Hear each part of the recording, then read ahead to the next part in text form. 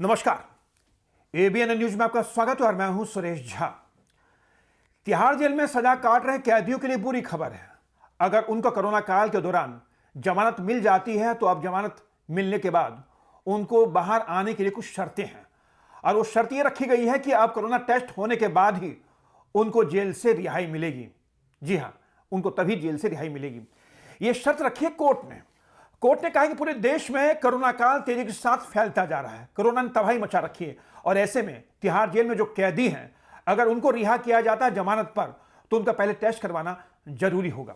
तो आज इसी पर हमारा खास प्रोग्राम है रिहाई पर शर्तें, और इसके लिए हमारे साथ खास मेहमान है नेहा सिहाल जो दिल्ली हाईकोर्ट के एडवोकेट हैं। नेहा जी, आपका बहुत बहुत स्वागत है हमारे चैनल में। नेहा जी, क्या कहेंगी? कोर्ट ने शर्त रख दी है कि अब जमानत पर रिहा तभी किया जाएगी जब आपको कोरोना टेस्ट करवाया जाएगा। क्या आसानी से कोरोना टेस्ट हो जाएगा?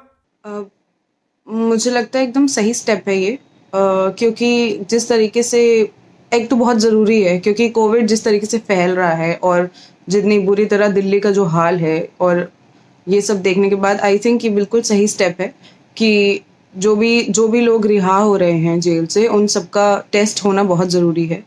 और हम ये बात बहुत अच्छे से जानते हैं कि अभी जो नए वेरिएंट्स हैं उसकी वजह से 1% जो R0 जिसको बोला जा रहा है, RO जिसको आई थिंक बोलते हैं, 1.5 से लेके 1.5 से लेके 3.5% is getting infected, right? So I think bail मिलने के बाद इमीडिएट टेस्ट कराकर, और ये अच्छी बात है ये कि कोर्ट्स ने इसको कंपलसरी कर दिया है, क्योंकि बिना उसके अगर आप उसको रिहा कर रहे हैं तो फिर बाहर निकलकर वो कितने लोगों को इन्फेक्ट करेगा, और जो सिचुएशंस है जो बाहर ऑलरेडी ख़राब है उसको और ख़राब करेगा।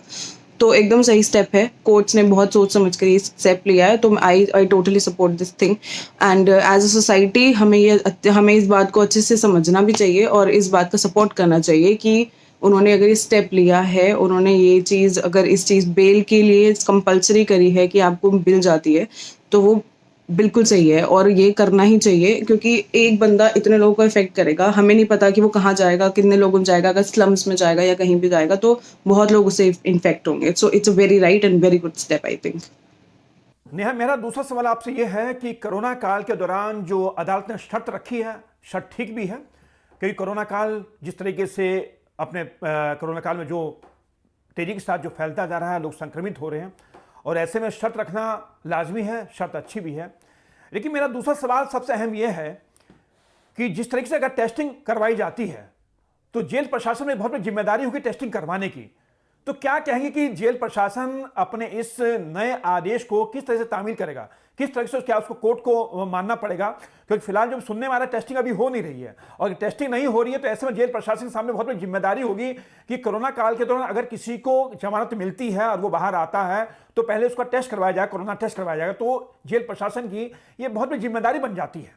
बिल्कुल, आई थिंक एज एन जैसे कि अगर हम ये बात करें कि अब एक आप उसमें कंपलसरी कंडीशन डाल रहे हैं कि बेल मिलनी है तो बेल के साथ आपको टेस्ट कराना है, लेकिन अगर वो जो RT-PCR आई थिंक टेस्ट कराने के लिए बोला गया है जेल अथॉरिटीज़ में, अगर वो पॉसिबल नहीं है किसी वजह से तो आपको कुछ और तरीका और रैपिड टेस्ट हो रहे हैं, और भी बहुत तरीके हैं टेस्ट कराने के लिए। तो एक आदमी जो जेल में है, वो जेल की सजा भी काट रहा है और उसको बाहर निकलना है, और उसको अगर कोर्ट से उसको बेल मिल गई है तो हम उसकी लिबर्टी को डिप्राइव नहीं कर सकते। हमें बिल्कुल भी ये नहीं करना चाहिए। हमारे संविधान से हमें ये चीज़ बहुत अच्छे से, बहुत ही सुंदर हमारा कॉन्स्टिट्यूशन है जिससे हमें ये चीज़ मिली है। और अगर कोर्ट से आप रिहा हो रहे हैं तो आपको बिल्कुल जेल अथॉरिटीज़ का ये रिस्पॉन्सिबिलिटी है कि वो इस चीज़ का बहुत अच्छे से ध्यान रखें, किसी की बेल मिलने के बाद उसको लटकाया ना जाए, किसी चीज़ में देरी ना करी जाए क्योंकि अब एक पर्सन का मेंटल हेल्थ भी समझिए कि उसको बेल मिल गई है और वो बाहर नहीं निकल पा रहा है क्योंकि जेल अथॉरिटीज़ या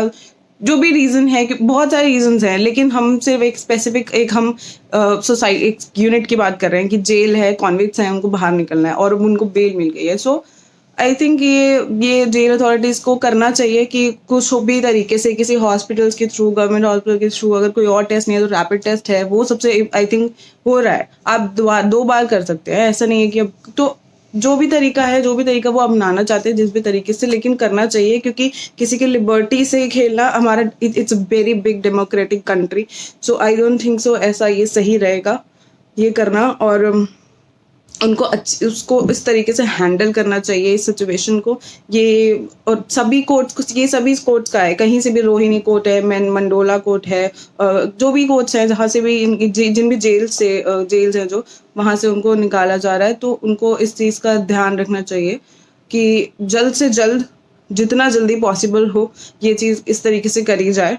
और एक और ये भी है कि हर वीकली भी उनको वहाँ पे जाके चेकिंग करवानी है, वो सब करवाना है। So it's good thing, but jail authorities का पूरा रिस्पॉन्सिबिलिटी है ये कि वो उनको एक ऐसा कोई प्रोसीजर रखें जिसके थ्रू लोगों को, जो भी कॉन्वेंट्स है, उनको निकालने के लिए उनका टेस्ट करा जाए और उनको निकाला जाए। चलिए नेहा सहल, आपका बहुत बहुत शुक्रिया कि आप हमारे साथ जुड़ी और आपने सारी जानकारी हमको दी। तो ये था हमारा खास प्रोग्राम रिहाई की शर्तें। आपको कैसा लगा हमें ज़रूर बताइएगा। नमस्कार।